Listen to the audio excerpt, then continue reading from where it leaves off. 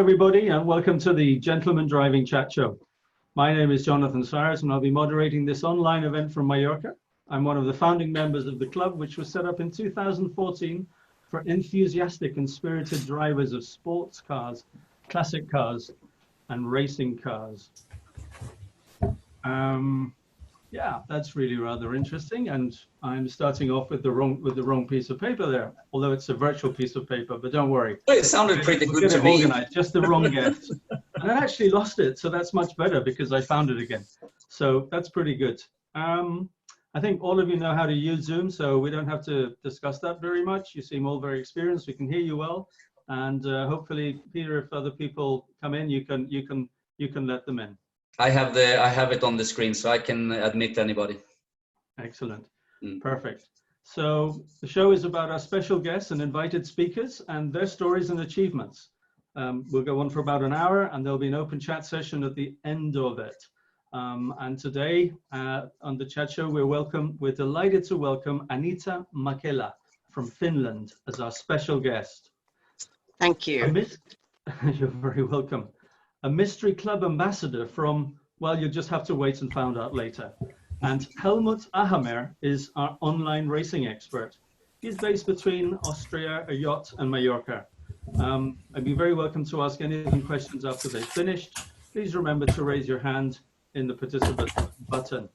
But firstly, I want to pass you over to our president, Peter Redgren, and he's going to give you some updates about the club membership and some very big news for us. Well, thank you, Jonathan. Pleasure to be on the show as always, and pleasure to see wonderful people like Anita and Bob and Helmut and Harry and Stefano here. The club has been caught up in COVID like everything else. We had a brilliant idea to launch this new webpage platform with all these fantastic functions and features for our members, and to go out to the world and say, join us and have fun on meetups and track days and weekend tours and a few online functions. And then suddenly when we're going to launch it, COVID happened. So now we've been stuck with all our online functions in this platform for a couple of months, which has been quite interesting and amusing actually in many ways, because I mean, all we people who have anything to do with this club are very enthusiastic of our car interest. And of course, itching and scratching all over the body. We've been turning to Zoom and to online stuff and e-racing, all kinds of stuff to just have something to do with instead of just staring at our cars in the garage standing still. So it's been very educative for us as a club to organize as much online activities as possible to encourage and to entertain our members, and to make sure that the base of members are growing. Even though we thought we were going to be stuck for a while, we actually been growing with 5 to 10 members per day the last 2 months, so we are super happy for that. And so when we reached one of our early targets today, actually around lunchtime, we passed 200 members in 27 countries, which is for us quite impressive. Many of these members has been joined and signed up as club ambassadors to help us to get cracking when the events starts again. So that's really cool, and we are super happy about that. Now we're going for 300, and we have a modest plan to be 1,000 members in 40 countries before Christmas. So let's see how it goes. I mean, there's so many people who are enthusiastic about their car interests. So what do you call it? The playground is there, and if we can have a good value offer to everybody and a reason to join the club, I'm sure we're going to be a pretty big club in the future. Another important thing started today, which we've been under planning for a month, and that is to answer the question: how are we going to organize meetups and weekend drives and track days in 20, 30, 40 countries in the same time? How the hell is that going to be possible? And we have been coming down with a master plan to organize that, and that is starting to be executed today. And in every major city area where we have one or more members, we are going to contract a sports car dealer to be our clubhouse.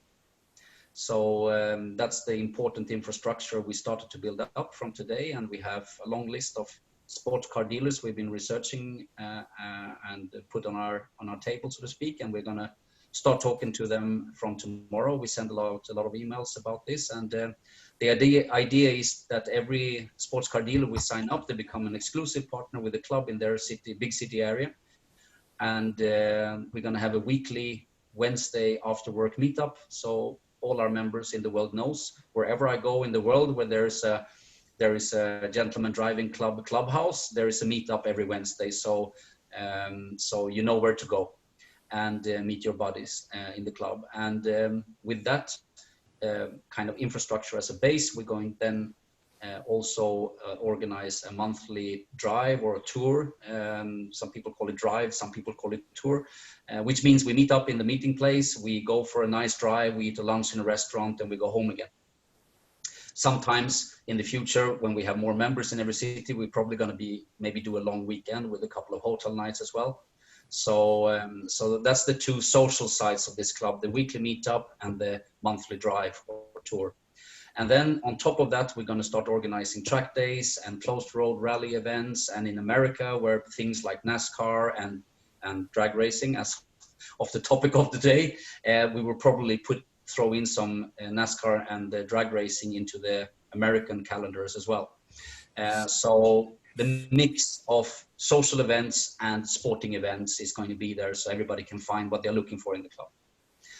Well, my time is up. I think that meant. Does that mean that my time is up, Jonathan? That's the virtual bell that you asked me to to get. So I could. Well, there's so much to say. There's so much happening every week. So I'm sorry, but well, that's the main things news to tell this Monday anyway. Yeah. Okay. Well, drag racing. I look forward to that. I've never tried it. And having said that, we do have Anita Mäkelä here. And she knows a thing or two about raising baby chickens. Oh, sorry. I mean, she knows a thing or two about racing dragsters. In fact, she's the 2019 European Top Fuel champion with the Tommy and Anita Top Fuel racing team. Anita joins us from Vilppula in Finland, about 200 kilometers north of Helsinki. And almost a year ago to the day, she became the FIA Top Fuel dragster, setting a record of 3.84 seconds over 1,000 feet, which is 304.8 meters, and reaching a blistering 296 miles an hour or 476.32 kilometers an hour. And I want you to see what this looks like. Hopefully I can get this working this time. Blink and you'll miss it.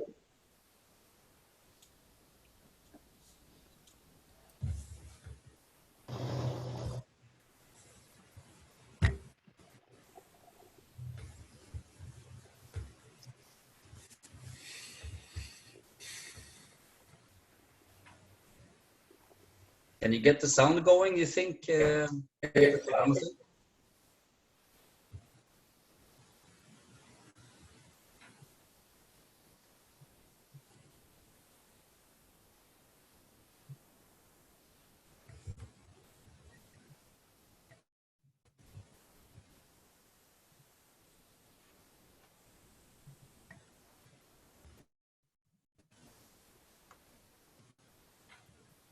Don't blink.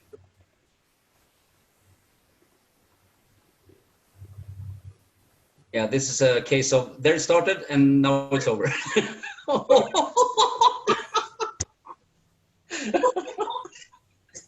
That's just amazing. For normal people like us, that's kind of, you don't get it. It's like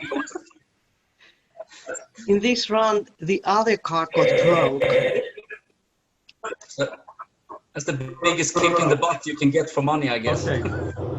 Now, this is what it looks like to be actually sitting inside one of these cars.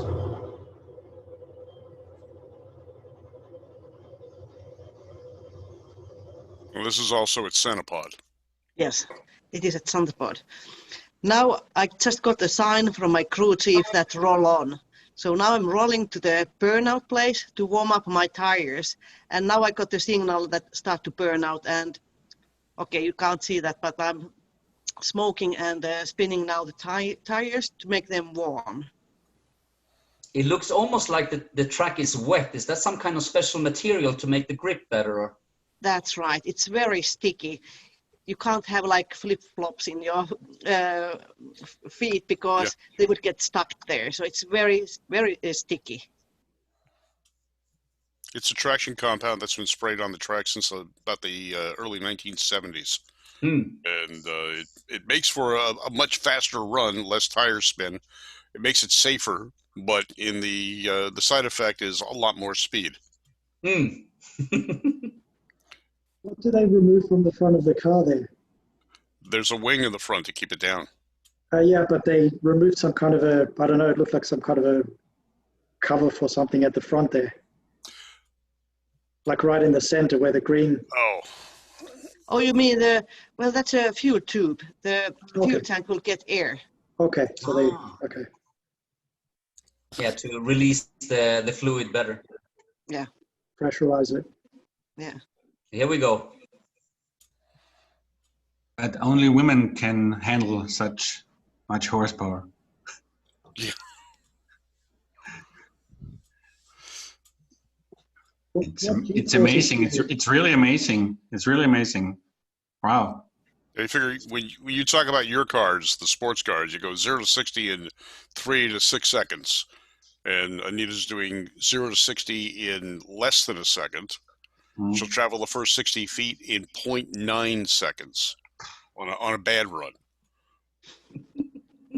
What sort of G-forces? That's what I'm saying. On a bad run. That's Okay, a pretty serious kick in the butt. How does it feel? How does it feel like when this happens inside the body? There must be something going on in the body when you get thrown away like that. At the start, there is about 4 Gs. 4 G. The car, when it is launching, but of course it will settle down after that. Maybe the biggest difference with normal car is the top speed, because 500 kilometers per hour, it is fast. And to learn to run 500 kilometers per hour, the only way is to run. There's no shortcut to learn that. So you have to run, and then you can, maybe I can tell that your vision will get very narrow at the first times, but then it will widen up, and then you can see and respond like in normal cars, but you have to be very quick to respond to whatever's happening. So you actually train your senses to get used to the speed? Well, 500 kilometers, you can't actually train so much, but yes, I do have like a practice tree, and I'm practicing my reaction times and try to get ready whatever happens. So, yeah. It was me. I mean, we have Helmut here today, who is very experienced when it comes to simulator racing. And of course, when you are a track racer, you can do a lot of simulating racing and actually prepare yourself pretty well for what's going to happen when you're there in real life. But I guess what you are doing is not the same thing. You know, you can't just practice how to control an animal like that for a few seconds in a simulator. I don't think it's possible, is it? No, it's not possible, because you have to drive according to your own feeling. You feel how the car is responding and acting, and in the computer games you can't have the feeling. Listen, how many runs do you think you have done? Do you have any idea? No idea. I have been racing such a long time, all my life. So sorry, no idea. Listen, I got it. I have a question. How do you steer that car with those little bicycle wheels in the front? Is that for steering or just for keeping it down? Well, in back tires, the air pressure is it's like 8 bars. So it's very, very soft. And when I push the pedal, it will grow, and that will affect that the car is going like a little bit, or it doesn't go straight. And of course, the shortest way is to go straight. So my work is about like this, small but quick. So you have to steer that. So you actually steer with those little child bicycle wheels in the front, right? That's right. Well, they're narrow tires, but you don't want to turn this vehicle. At the speeds that she's traveling, you want to go as straight as possible. So the steering ratio, unlike what you're used to as a quick ratio steering in a sports car, is a slow ratio. So you're making small movements, but you're not making very large movements because you don't want the tires to turn very much. If they do, that car is not, it's too long and too narrow to go around a corner.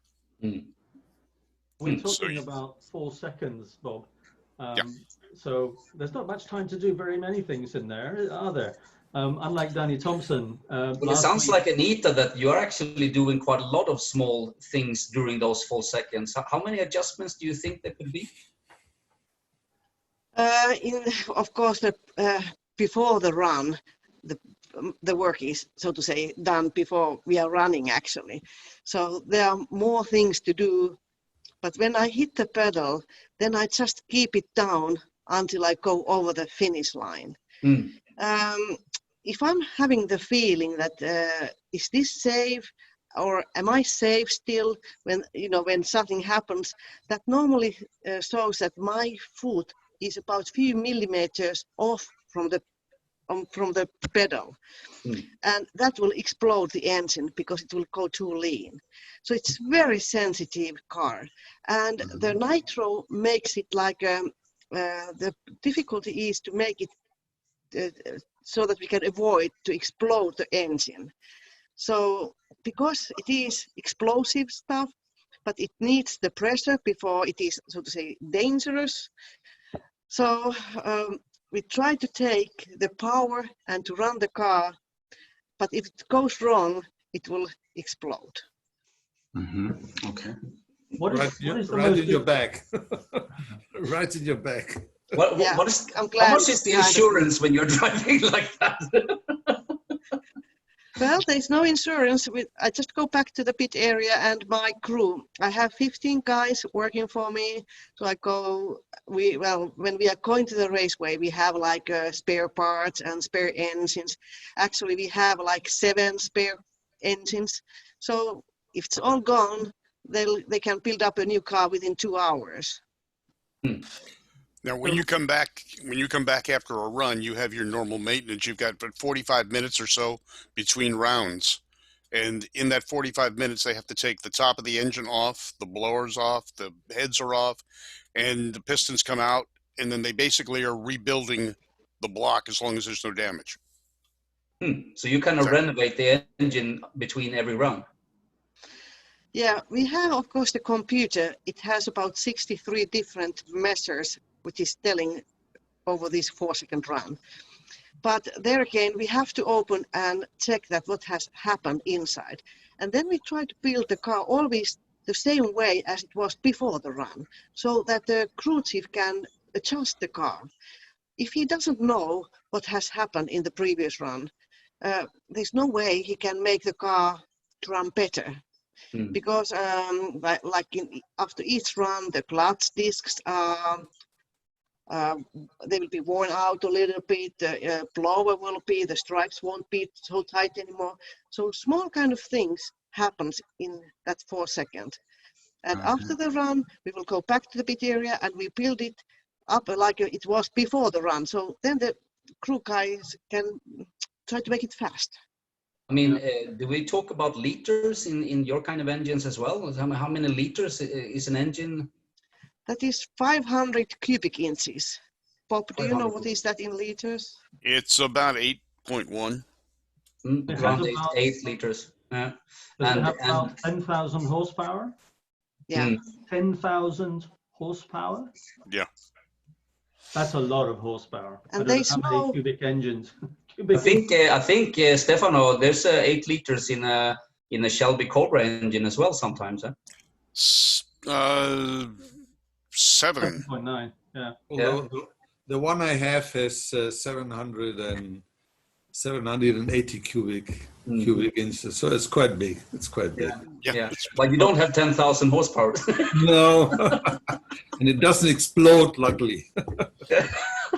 But what kind of revs do you have when you do this 4 seconds? You know, like an engine. I'm used to top up out around 8,000 revs, and that's it. You know, on a Porsche or something. But what kind of revs does the engine do? they are very low compared to the other cars. What would I say? Maybe it doesn't go over 4,000 revs, so it's very low. Yeah, compared to the, yeah.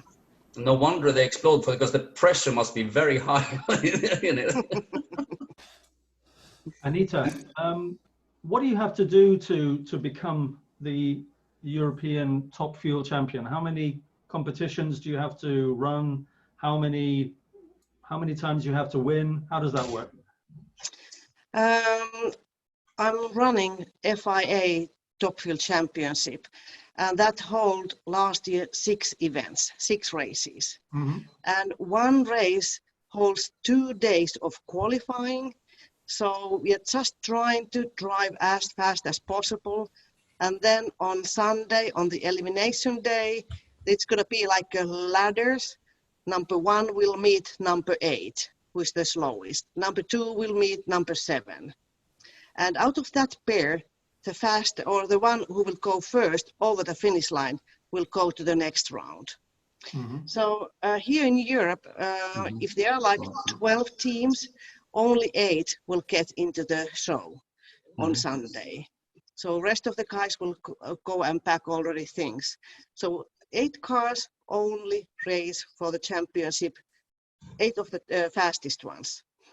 So after the race, after all those rounds, there's only like 1 pair left, and who wins that will be the winner of the event. And of course, then the points are counted. How did you do in qualifying? How did you do like in these elimination rounds? And then the points are counted out of these 6 events. And of course, it depends how the others are doing as well. But last year, my team, we won 4 races. Once I was runner-up, and then number 6 race. We don't talk about that. But that's very intense. I mean, in many other championships, you have 15, 20 races, or even more than 20 races sometimes. You know, the only 6 that you have to be on top really to win that. So I have a following question, because Anita, you have to be very fit, I think, because do you make lessons for your neck? Because when you have under pressure of 4G, and this sometimes, so you have to be. Do you do some special lessons for your neck or something other fitness? Well. Yes, I do, but not because of that launch and not because of the launch pressure. Of course, I'm leaning towards the seat very tightly, and I have 7 points seat belt, so I'm really strapped into the seat. Okay. And when I launch, my head is, of course, leaning to the back pads, and I do have a helmet trap. The helmet trap holds my vision still. You know, I can see whatever is happening to the car. My vision is always straight. So both your body and your head is really strapped up. Yeah. Yes. Okay. Actually, my husband will strap me always, so I'm very strapped. Listen, Anita. How many other female drivers are in this top level like you? Are you the only one, or are there more female drivers that are high up? I have been the only one until 2000, maybe 17 or 18. But now, last year, there were, beside of me, 3 other ladies. So there were 4 of us all together. 1 girl from Switzerland, 1 girl from Norway, and 1 girl from Sweden, and then me.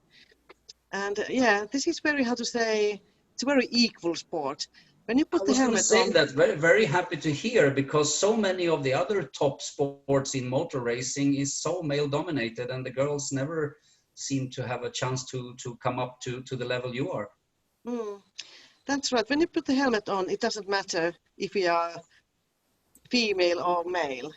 The fastest will win. And because I haven't done any other motorsport, so I can't compare. But I think that because it's such a short time, so the physical strength doesn't play so much role in our sport compared to the others. No, that makes sense somehow. Even though I see many women being much stronger than some men, for that matter. And listen, Anita, I have a question. Which engines do you have in that car? Is that one engine only? And what is it? Is it a Ford or is it a Toyota, or what are you using? It's nothing. I think Bob can tell more, but I think it is based like in Hemis somehow. Yeah, it's based on the Chrysler Hemi. The Chrysler Hemi. That was designed back in the 50s, but obviously improved. There's no water jackets. There's no cooling system. It's Anita, are you using the billet blocks? Yes. Okay, so it's a billet aluminum block sleeved with liners, but it's an aluminum block, aluminum cylinder heads, but it replicates a Chrysler Hemi. So everybody in Top Fuel are using the same kind of block. Yeah, for the most part, even in the funny car ranks, it's just the engine that seems to work the best. Other people have tried other engines, but the Hemi has always come out on top. It always is the most reliable. Because of the hemispherical shape of the cylinder head, you don't get the detonation that you get with the wedge-shaped cylinder heads.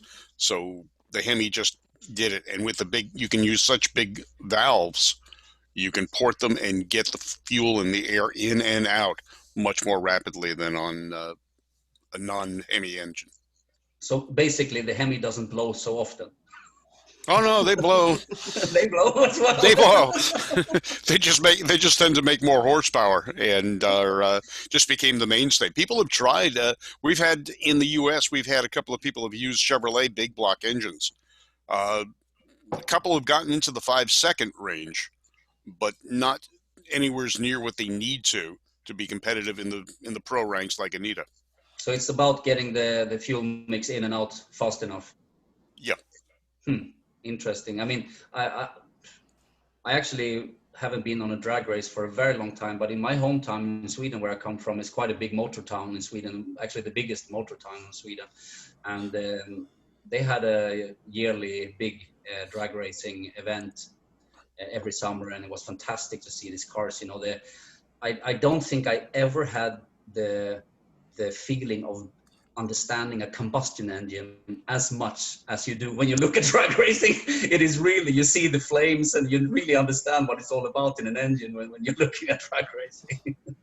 And you also, see the engine, you actually see the engines, you see the pipes, and everything is just, you know, it's all in the open. And with the Top Fuel, you'll actually feel it too. The vibrations resonate all the way across the track. Yeah. Yeah, it's amazing. That's a very interesting point. And I wanted to ask Anita, so what about, you have threat from other women, so you're no longer, you know, you're the only women in a male-dominated sport, presumably. And what about electricity? I've seen some videos on YouTube about drag racing with electric cars. What do you think about that?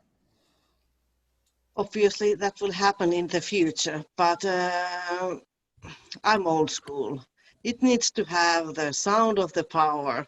It needs to have the smell of the nitro. Sorry, I'm pointing to that, and that's only drag racing I can imagine to do.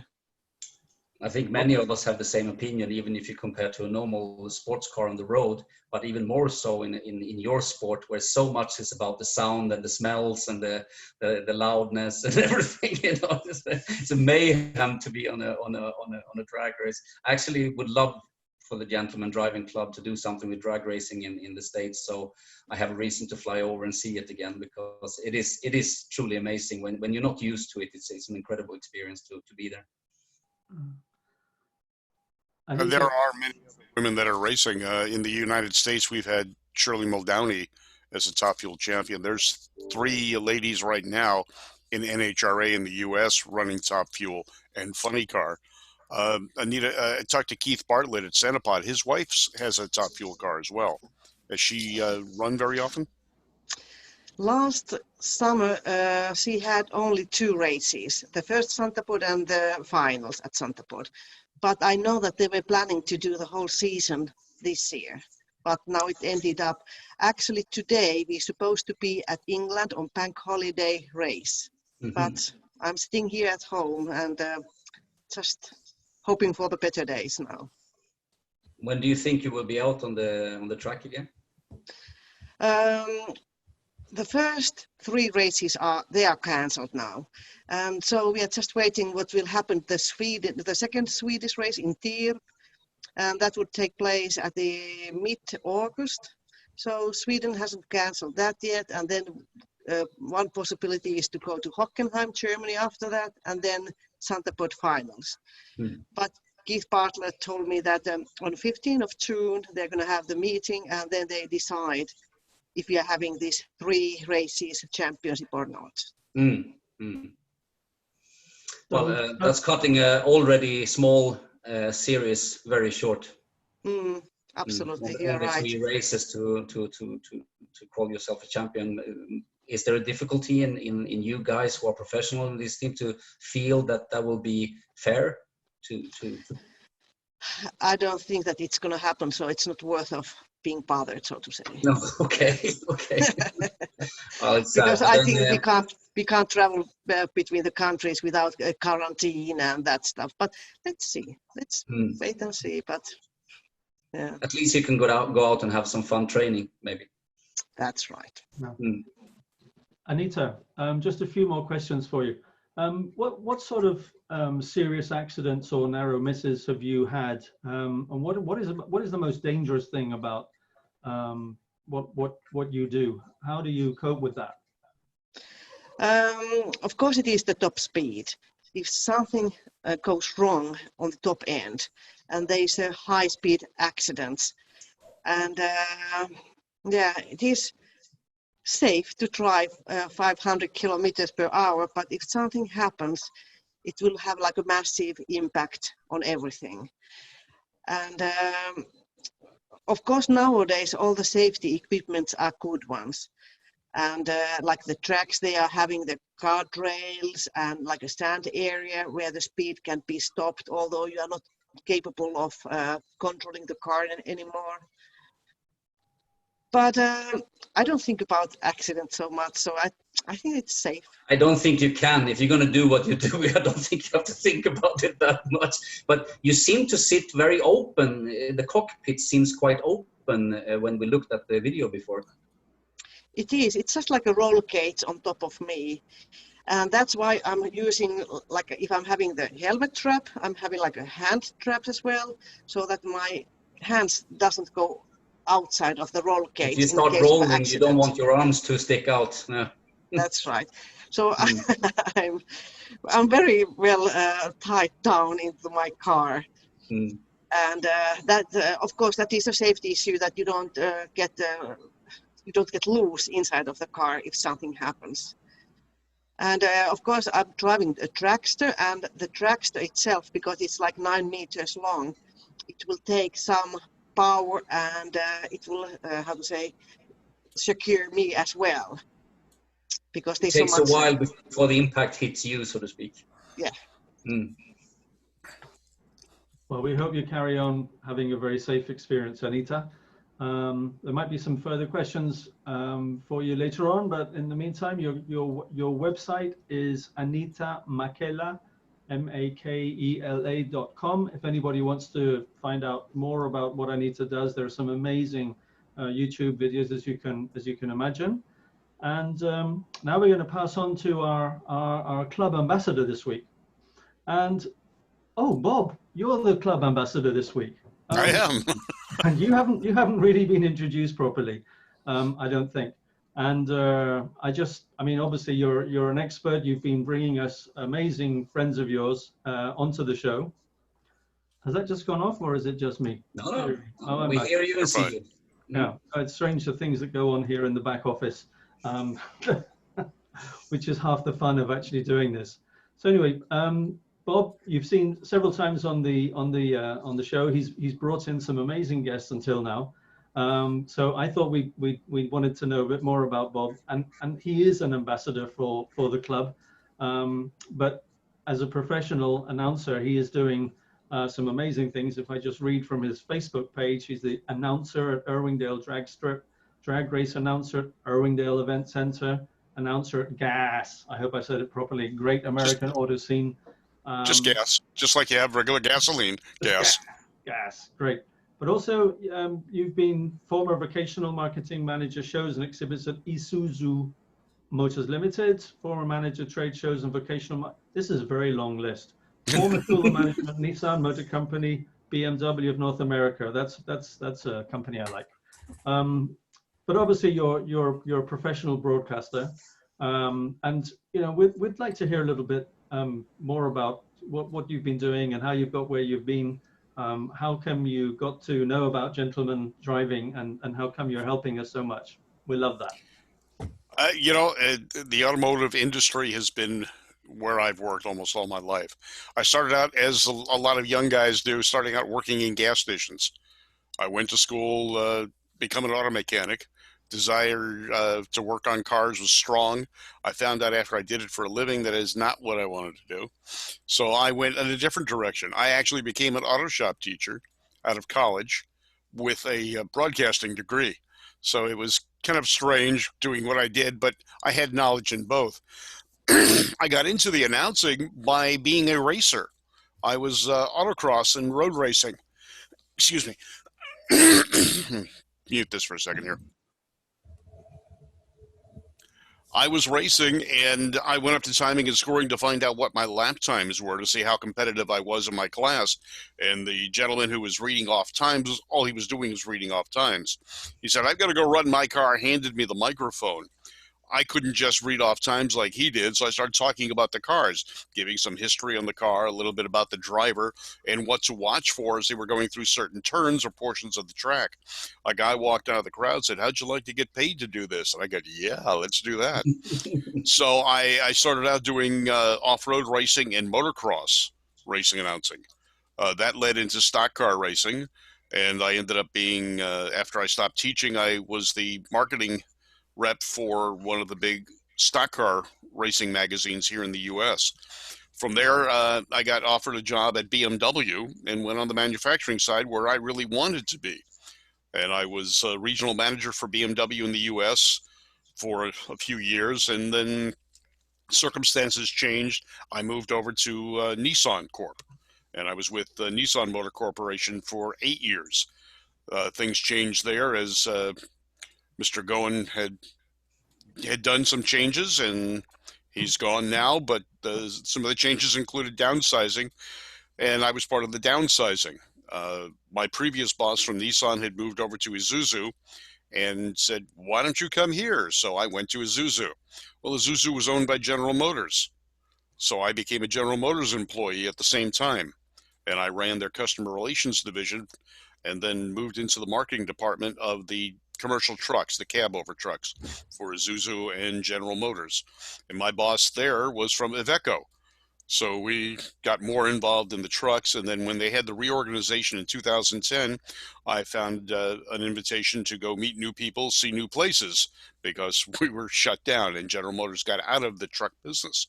They still make pickup trucks, but they don't make the heavy duty and the medium trucks that I was part of. At that point, I went to the Automobile Club. AAA. I don't know if you've got them there in Europe, but I became, because of my background and because I'm an old car nut, as you can see from behind me, I became the representative for their collector car programs, and I ended up doing the appraisals and the reviews of their vehicles. But in the meantime, I keep announcing, and I'm an announcer for NHRA, the National Hot Rod Association, which is the main sanctioning body for drag racing here in the U.S.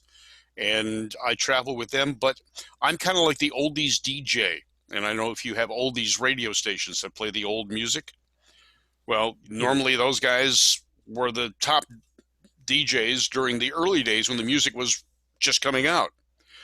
I'm that way with the cars. So I do the nostalgia racing.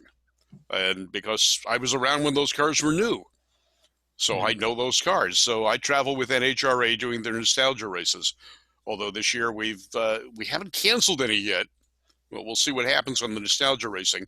But our regular drag racing sessions at Irwindale and Bakersfield and the other tracks that I work at, they've been canceled at this point. We have no racing at all. But that's, in a nutshell, what I've done. To get into the regular broadcasting, I was on a radio station for a while in the early 1990s, and the show called Gas. They said, come up with a name for your show. What are you going to talk about? And it was a talk show about cars. Well, I said, well, gas sounds familiar. You know, great American auto scene. We've got an automotive scene. We've got cars. Let's talk about that. And I went into the history of those cars. I stopped doing that after a while, just doing the live broadcast or the live shows, and then was asked to be a guest on a show. And at the end of the show, they said, why don't you stay and become a weekly host on the show? So I stayed with a show called Speed Scene Live TV, and we were on for 11 years. Went from that to that show canceled, and I just resurrected the Gas as a full show. And we did a 1-hour show until the COVID situation where we can't go into a studio anymore. So I do an 11 a.m. Gas on Facebook just to keep myself involved and keep people involved. So at 11 a.m. Pacific time here in California, I'll do a show and bring up topics. Depends. We talked about dead cars, the Chrysler DeSoto, the Plymouth, they've gone. I've talked about those. I'll talk about why do we have helmets? Why do we wear a helmet? What are they made of? Who first designed them? The idiosyncrasies of the hobby. And that's what I do now. Now, I also am part of a radio show called Talking About Cars with one of our local radio stations. And we interview people because everyone's got a car story. So it's not necessarily car people we're talking to, but we talk to celebrities and such. I'm trying to think of who we had yesterday, but I don't remember. It's been too long. I can remember cars from the 50s, but I can't remember what I had for breakfast. But we'll interview stars. We've had stars from Star Wars movies. And we had Peter not Peter, but we had Alan Grant on last week here. I've had Alan on the show along with Peter Brock, and we talked about the Cobra days because they were both involved with that. And Peter Brock was also the original person to design the 63 Corvette. Although Larry Shinoda gets the nod for doing the final drawings, Peter came up with the original concept drawing that was accepted. And so we talk about that. But we also talk to people that are not car people, that have interesting car stories. You know, they ran out of gas with someone at a certain time, and they were dating someone, and it led to this problem, or they had this great car, and but everyone's got a story with a car. You ran out of gas someplace, you blew an engine up, you had this one car that was great, but you didn't realize it. So we talked to people like that. We had Bob. Yes, that's enough. Now. I can stop now. Okay. That's the hard part for me, is not talking. You forgot one. You actually forgot one important part of your CV, Bob, and that's that you're in Gentleman Driving Club now and helping us with the chat show.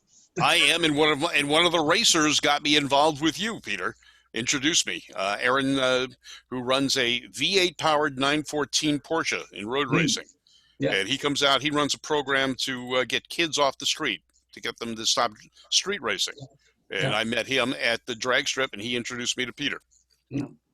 Listen, I have a couple of questions about, because you're obviously a specialist in drag racing, and we have Anita on the show. So you're probably one of the privileged people who would know that. So what is the fundamental difference between the European and the USA drag racing, and what about speed differences? Is there actually very much in it?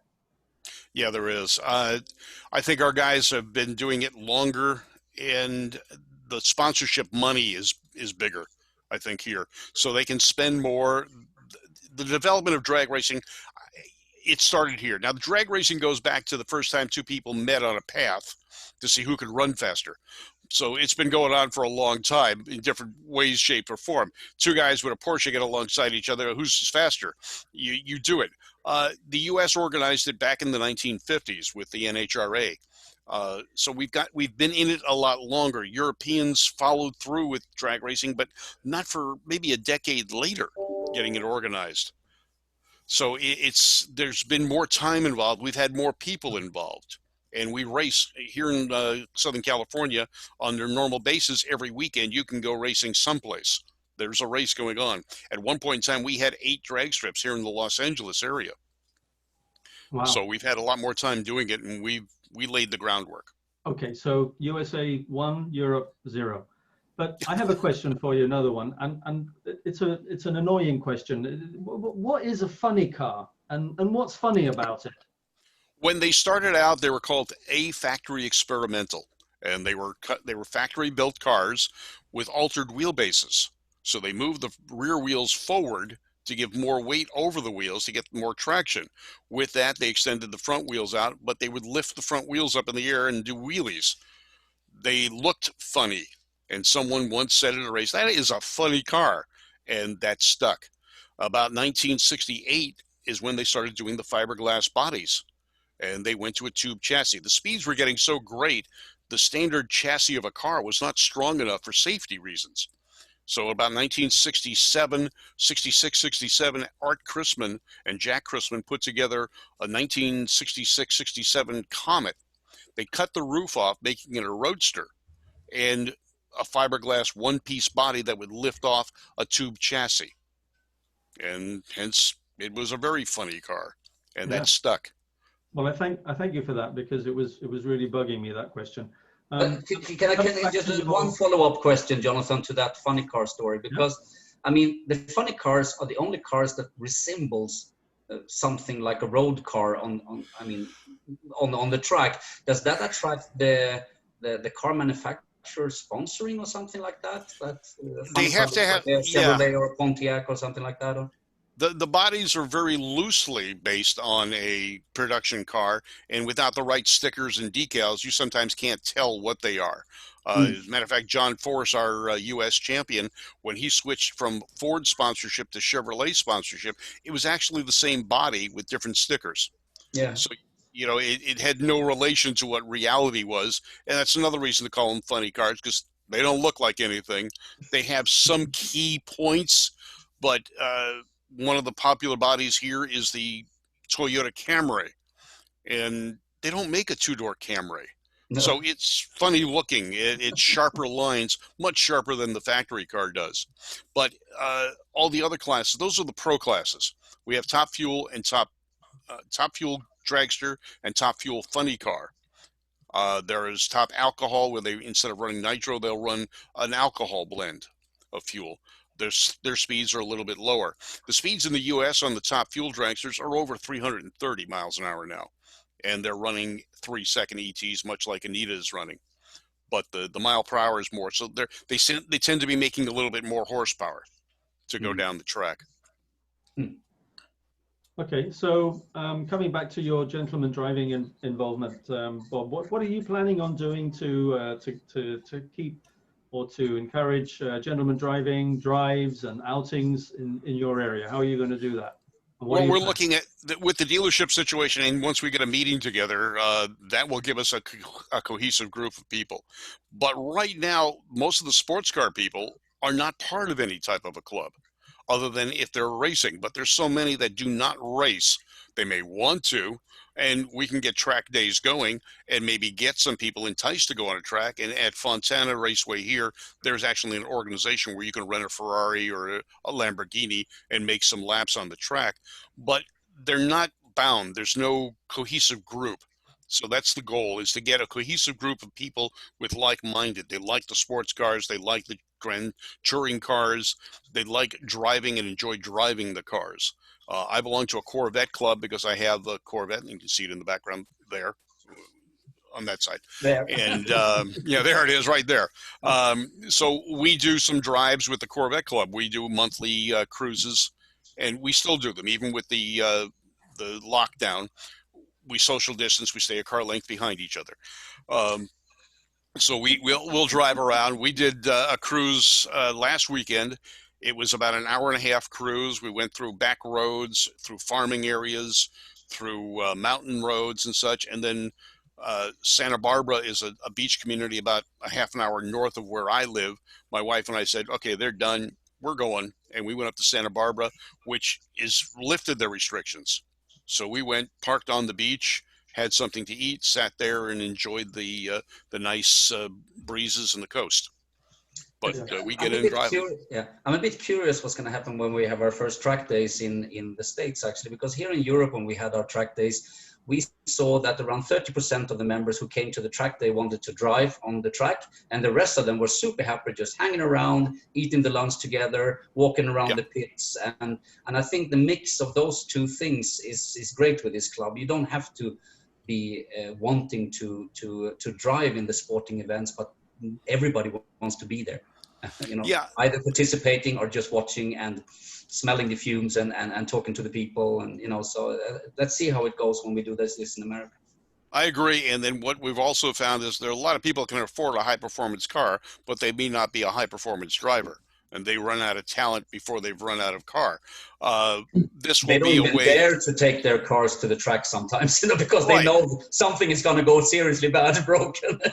But that might entice them to taking a driving class to learn how to do that. Now, I went through the Bob Bondurant school for road racing when I was road racing, and then Jack Beckman, one of our top fuel funny car champions, taught me how to drive a dragster. So I went through the dragster driving courses. So I figured if I've got to talk about this, I better know what I'm talking about, not from just watching it, but from actually doing it. And I can say I have. I've driven stock cars. I've gone to a NASCAR training school. I've gone to USAC training. I've gone to Bob Bondurant for sports cars. SCCA, our Sports Car Club of America, training for handling. And the fun part about that, and this is kind of a jokey thing to me, I was at one of the schools where you brought your own car, and the instructor went through the course. We had a course marked off with pylons. They're just teaching you the low speed things. He went through with a Formula Ford and did 10.6 seconds, I think it was, in the course. And then they said, okay, let next person come out. And he told people what to do and how to go around a corner. I took a different tack, and I drove a little bit differently than he said. And he started to scold me when I came back. He said, no, you did exactly what I wanted to show everyone not to do, and blah, blah, blah, and blah, blah, blah. And then the timer came over and hit him on the shoulder and said, shut up, you beat your time. When it comes to driving experiences and education, I actually was speaking today with a very new, interesting member and sponsor company to the club in Sweden. And they are organizing from the beginning of January till the beginning of March. They are organizing ice racing for as a way to teach track racing drivers car handling in the north of Sweden on the frozen lakes. It's really, really cool stuff, And we decided to do some events like that and invite all the club members up to north of Sweden in next January, February coming. So there's many ways to practice your handling. I think many people who actually go on tracks, they should take some lessons. Absolutely. It's like playing golf, Anybody who is decent playing golf, and you ask them, how did you play golf like this? Well, I had a good coach. Yeah, and with Bondurant, what they would do is they had a long flat area that they could set up a course with pylons to teach you dynamics of driving, but they would wet part of the course. Yeah. So you would slide a lot easier, but it taught you how to go into a slide, what to do when you're in that slide, and how to recover from it. And one of the things that was taught to me was if the back end of the car is coming out to the point where you can no longer bring it back, turn the opposite direction, spin around, and the car will be straight when you're done. And Danny Sullivan did that when he won the Indianapolis 500, and everyone looked at it, oh, he's out of it, and all of a sudden, hey, wait a minute, he's back and he's won. And I did that at an event one time that I was in, and everyone said they didn't understand how I did that. I said, well, it's easy. Once you know the back end's gone, you're not going to bring it back in. Don't just go for the ride and turn the other way. But we see that even in drag racing. Now, here's a sport where you're supposed to go straight. You're not supposed to turn. We found that most Mustang drivers have far more money than brains and skill. And they constantly, we've lost 98% of the cars that have hit the wall at the drag strip are Mustangs. And they like to turn too much. And they don't know the meaning of lift. And then with ABS brakes, ABS does not work real well on a drag strip because what happens is you've got the traction compound there. The tires will not slide. So basically the ABS releases the brake. You have no braking. So they get sideways. They hit the ABS won't stop you. You find the wall. Bob, I think you can carry on talking for hours. And I I think one could. thing we need to talk to you about is what the cars that are in the garage behind there. Some other time though. But we have another guest here. Just everybody can find Bob's website on the page, but it's gotgas.com. And thank you very much.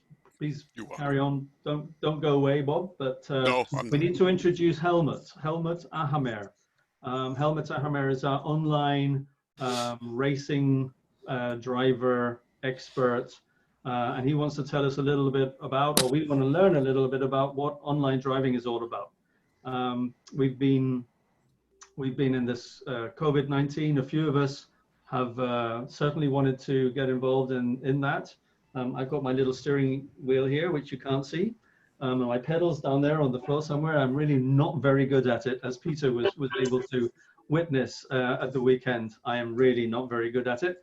So Helmut, welcome, and nice to have you on the show. So just tell us a little bit about yourself and your background with cars first. Okay. Well, I've always had a big passion for rally driving since I've been little and watched a lot. And luckily born in the late 70s, and then of course in the 80s with the Group B rally cars, was always a big fanatic, especially with European rallies, where the spectators, could stand in the middle of the road and the cars would just be coming at them and the roads would be just dividing the spectators as they go. So yeah, one of my big idols, of course, is Tommy Mäkelä, which I'm sure everybody knows. He also does, I think, some ice driving. So it would be great to get in touch with his company and see if we can do something there. We actually have the manager of Juha Kankkonen excellent. Race Academy or something like that as well. Okay. And so that was that. And it was either going to be Mitsubishi or Subaru in the late 90s for me, as I, got my license. And I met some people who were doing rally driving, and my father's an electronics master, so that's kind of where I learned all my wizardry and computer skills. And I was in the office, and I had a picture of my car there, and one of the girls from the office said, "Oh, is that your Subaru?" I said, "Yeah." And she said, "Oh, my boyfriend's building a rally car, same one as that." And I said, "Oh, great. Does he need any help with the electronics or whatnot?" And she said, "Yeah, sure." So I met this guy, and anyway, long story short, I helped him build his car. I then did some of the crewing for his team, navigated for him, and then I decided, you know what, I want to drive my own car. So not having much money at the time, I just bought a damaged shell from a local wrecker, which was just a standard Subaru Impreza, front-wheel drive, nothing special. Took everything out I could, and imported a version 3 STI engine and drivetrain and everything from Japan, put it all together, fired it up, road registered it, then stripped it all again, put a roll cage in it, and then we competed in the Australian Rally Championship for a few events. Not the fastest driver, of course, because obviously I don't have it in my blood, but I do like it. And yeah, so from then on, I pretty much have always been a big Subaru fan, and for the last 20 years I've had 5 Subarus, and I still currently have a 99 2-door wide body Subaru, which I'm really hoping in doing the Mallorca rally in next year. I've done 2 events in the Czech Republic in it, and I'm waiting for the whole COVID to go away so I can hopefully do a few track days and shake it down before that. And yeah, so that's my passion for cars. And yeah, as I said, electronics, computers, and aviation as well is another one of my big passions. So that's how I kind of got into the online racing, let's say, because again, it's much cheaper to crash your online car than it is to roll over your Subaru or anything else. And yeah, so also again, a friend of mine got me into it. He's from Melbourne in Australia, and I mean, he's a complete car nut, BMWs, Subarus, everything, loves it.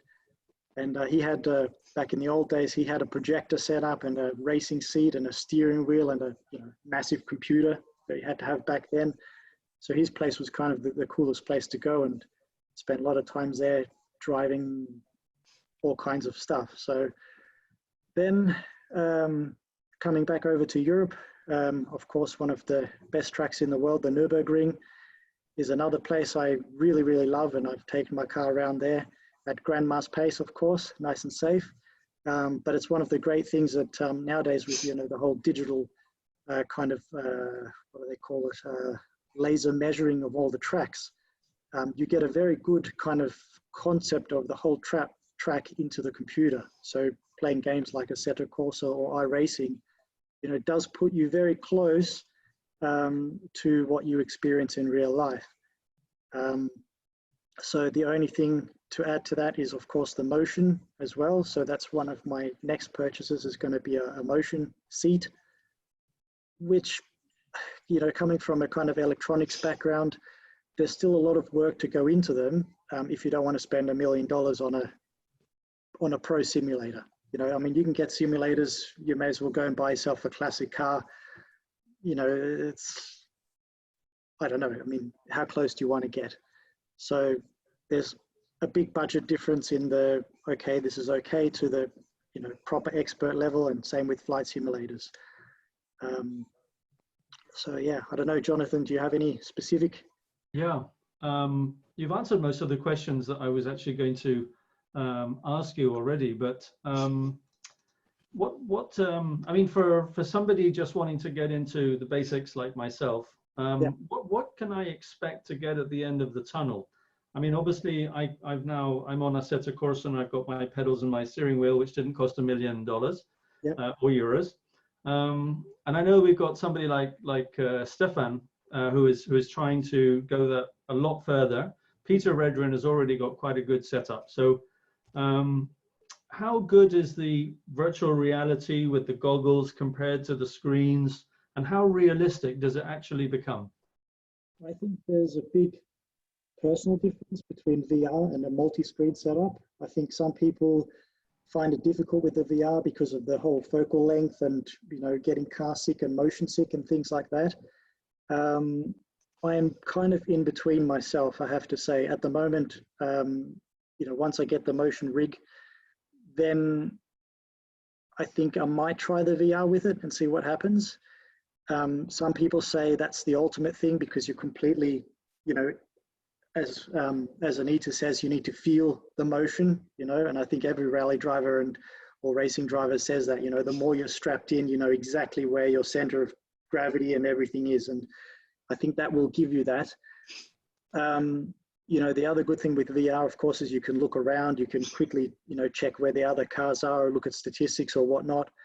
With the monitors, you know, you need to kind of shift your eyes.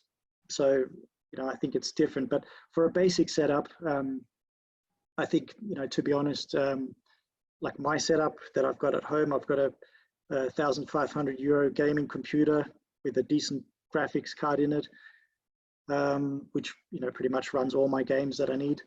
And then I've got a play seat from Amazon, which was 300 euros. And I think the most important thing is to be comfortable, you know, because you're going to be sitting in it for a long time. So, you know, that's one aspect. And then again, you know, I've got my Logitech G920 steering wheel and the pedals, which I think for a basic setup is pretty good. And then of course you need a good monitor. If you've got space in your house, or you have a big TV, like a 55-inch or 65-inch Samsung or whatever, then that's good enough. You know, you just kind of line your kit up dead center. And for me, that seems to work best, you know, for now. And then, yeah, so if you want to go 3 screens, you know, then obviously I think you can get a decent gaming monitor for about 250 euros. So 3 of those, 750, you know, it adds up. Like anything, racing is not cheap, you know, even in the virtual world. So yeah, I think the basic setup, you know, for a few thousand, you could easily manage. Yeah, there are, as in any racing, there are different levels here. Yeah. I actually had a phone call with a guy called Simon in America who just signed up to the club, and they are very keen on helping us to do a very professional version of what we are trying to do with Assetto Corsa in the club. Okay. Where it costs $10,000 to be in a 5-week tournament. with sponsors and with hundreds of millions of viewers and things like that, you know. Yeah. And where do you have any knowledge about that higher level of e-racing world, because that seems to be booming pretty fast? Yeah. So another one of my idols, who you'll know, Petter Solberg, you know, he's actually, I was fortunate enough, he signed my rally helmet when I met him in 2003. So that was pretty cool. And, you know, I've been watching his kind of racing stream recently, and they did this, I can't remember what it is now, but it was kind of like a championship race, and there's lots of big names in it, you know, even racing Formula One cars and all that kind of thing. And, you know, he, I think I guess like most professional racers, you know, they kind of look at the online world a little bit skeptically. But I think after he, you know, he did it, and he actually did quite well. I think he really liked it. And so I think there's going to be a lot more promotion coming from the professional racers into this kind of virtual world, because again, you know, there's no travel requirements. You know, you can set up whatever you like. There's no restrictions. So I think we're going to see a lot more of that. And I think that's what's going to also drive the price down for the motion sims, because of course, the more people buy them, the more competition there is, the more innovative they become. And yeah, I think that's going to make a difference. I was actually quite amazed myself, because yesterday I was watching live on TV the Formula One race in Monaco, which was, of course, their Formula One online racing they are doing nowadays, because there's nothing else to watch. And that was pretty amazing to sit there and watch the live race from Monaco with not all the famous Formula One drivers, but half the field was actually real Formula One drivers.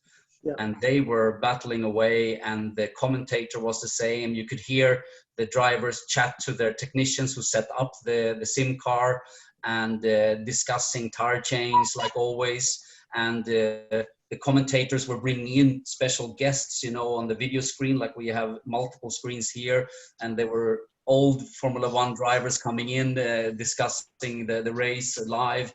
And I was feeling myself, I've been watching Formula One since I was a kid on TV. And I actually was surprised, because it was as interesting to watch that as if it was in real life on the TV, you know.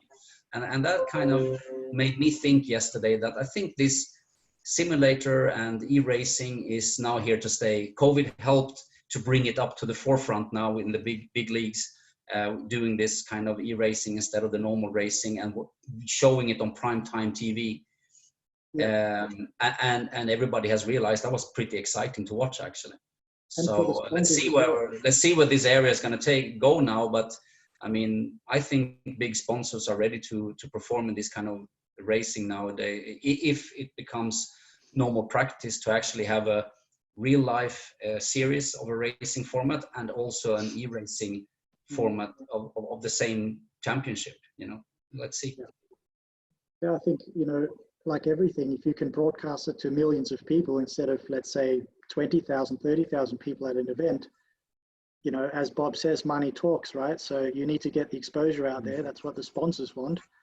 And another point I want to make as well, like with computers and things, you know, it's exponential growth now with VR and everything. And, you know, graphic cards are getting better, resolutions are getting better. You know, now we've got 4K, 8K, whatever. And I think, you know, that's really what's driving the whole simulation market. And I think with VR, you know, I've kind of stayed away from it for a long time, because I tried one a long time ago and I was like, oh, this is really crappy resolution, and I wasn't really happy. And then, you know, recently I tried one of the Oculus Rift VR sets, and I was actually pleasantly surprised. So I think there's still a little bit more to come with the definition and all that, but it definitely is, I think, worth trying. I think Stefano is actually getting his VR goggles soon enough, so you can give us a review after you've been trying that. Well, I'm an expert.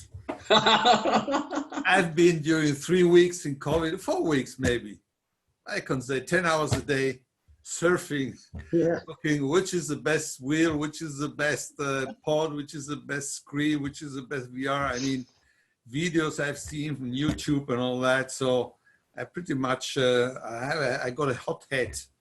And at this moment, I don't really know what I should get. But anyway, I built my computer. I put it all together. I got a very, very good graphics card, and I built it in a little small case. And I think I will go the VR. I mean the goggle thing, because it uses up less space. You don't have to have 3 screens. And if I want to get someday a moving rig, which I want to, if you have the screens are static and you are moving around, the whole thing doesn't look very, very natural. And with the headset, you actually have 3D view. I mean, I've seen that you can raise your head and you can look over the wheels to see more of the tarmac. So it's something really incredible. Yeah. You can use it for other things. You can go traveling around the world and go to the Niagara Falls and see it there, and you have more uses for that. So it's great. You never have to leave home again, Stefan. No, you can stay there. Lock the door. But so, when you get your setup done, I'm gonna come home to you and try. Yeah, I would like to see that. And we'll see. But you know, the problem is I cannot get it yet because I have a Cobra for sale and a BMW, and my wife told me you don't buy anything before you sell the cars. So I don't give you any money. I'm a witness to that. I heard it yesterday, loud and clear. And I cannot sell the cars because of COVID. There's a guy in Austria who called me. He's got a business and said, "Oh, I like your car. I want to come and see it." Cannot come. So until July. And the guy in Madrid also is interested. And Stefan. Tell us. Sorry. You can make the buyer sign a letter of intent and show it to Sharo, and then maybe she will let you buy the goggles. Yeah. Listen, guys, I'd just like to say there that this has been a wonderful show. We are dragging on. Yes, we heard you. Helmut, thank you very much indeed. Perhaps you'd like to recommend a driving film, a series, or a website that you think we might enjoy. Well, I've done my notes here, and it's Subaru related, sorry, but there's a company in Germany called Subitech, and it's on YouTube, and this guy is like a doctor, like a brain surgeon, and I love watching his vlogs. You know, he rebuilds engines, customers send their engines to him, and I think with these small Japanese engines, it's just amazing to watch these people work and put things together so nicely, and just everything's so German, so clean, so precise. I really enjoy that, so I had to mention them. And another company I stumbled upon recently is a company called Rimac Automobile, which is from Croatia. I'm sure some people will know of them. They make EV hypercars. Definitely a space to watch there. They've got a prototype which looks really promising. Again, you can check them out on YouTube, but I think this is going to be pretty cool it's a family-run company, so it should be quite interesting. For films, well, I'm sure everybody's seen Rush. I think that's probably one of the best movies ever made, and I had the pleasure of watching it in German, which was even better just because you get more of a Niki Lauda feel to it. And of course, the old classic Ronin. That's another classic. So they're my two things. And with series, YouTube, how it's made, BMW M3, you know, just to see how the quality control goes with the paint, and just, you know, testing the car before it's delivered to the customer. And, you know, you can see why certain things cost more than others, because, you know, it's just quality goes in there. So they're my thoughts. I will certainly have to watch that one. So that's really good. We've been on for quite a long time today, so it's been a great show. I really would like to say a big thank you to Anita. Thank you very much indeed for joining us. It's been a great pleasure having you on. My pleasure. Thank you. No problem. The fast lady. Yeah, very fast lady, but you have to keep on being fast because those other ladies are catching you up, and I'm aware of that. Okay, it's racing, and I like that. Yeah, no, that's absolutely super. Club Ambassador and super co-host Bob Beck. Thank you very much for coming onto the show. Bob, by the way, there's going to contact a guy called Patrick. He's going to contact you. He's owner of the company who makes our new club magazine. And I told him that you should be a guy to talk to when it comes to getting some good features in the printed magazine we're going to do now from the American market. Excellent. And finally, Helmut, thank you very much for coming on and explaining to us as our expert online racer what it's all about. And I expect the people might contact you through the website. Yeah, sure. We will be back on the show next Monday, same time, 6 p.m. CET. And thanks a lot. Thanks very much, everybody, for coming. Cheers. Thank you. Thank you. Take care, everybody. Anita, bye-bye. It was a pleasure. Bye-bye.